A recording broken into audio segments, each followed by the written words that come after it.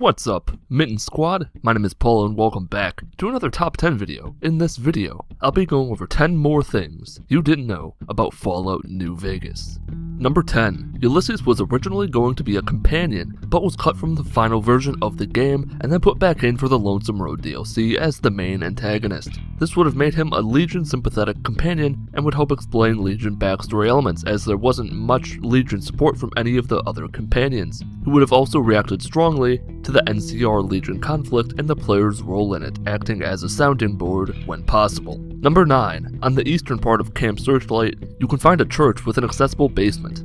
Inside the basement you can find, while having the Wild Wasteland trait, 3 holy hand grenades that do massive damage. These grenades are a reference to Monty Python and the Holy Grail. Number 8. The infected Braum meat that the player can find in the kitchens of the Ultra Lux had an implied use for an unmarked quest, which never made it into the game. Unused pop-up messages exist for poisoning the Legion stew and dog bowls, but the scripts attached to the messages are non-functional. The slave girl Siri would have been involved with this quest, as remnant dialogue strings indicate. There are also leftover dialogue strings indicating that poisoning would result in the death of the Legion's mongrels, but the results of the poisoning of the stew remain unknown. Number 7. A Vault Boy image named Perk_Survivalist appears in the game's files. It differs in appearance from the original Survivalist perk found in Fallout 2, and Fallout Tactics, and it's unclear what it would do as it was never implemented into the game, though it seems to imply that the perk was originally planned to appear in New Vegas. Number 6. The Mr. New Vegas radio show has unused news reports detailing the outcome of each game ending, which cannot be witnessed as the game doesn't allow you to play past the ending of the game due to drastic differences that the game world would experience based on each individual outcome. Number 5. In the Dead Money DLC, when entering the wine cellar near the bell tower from which the player triggers the gala event, the phrase "I am not your mummy" is scrawled on the central pillar.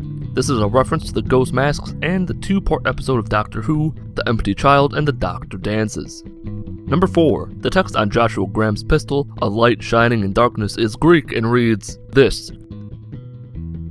which translates as, "And the light shineth, and the darkness comprehended it not." Number 3. The perk in Shining Armor doesn't actually do anything. The perk was supposed to give the player an additional +5 damage threshold against energy weapons while wearing any metal armor, and +2 while wearing any reflective eyewear. The perk doesn't provide any damage threshold boost due to the fact that the parameter that is referenced when checking the skill type of enemy weapons is energy instead of energy weapons. This means that the function is weapon skill type will never return a value that can activate the perk effect, because there is no weapon skill called energy.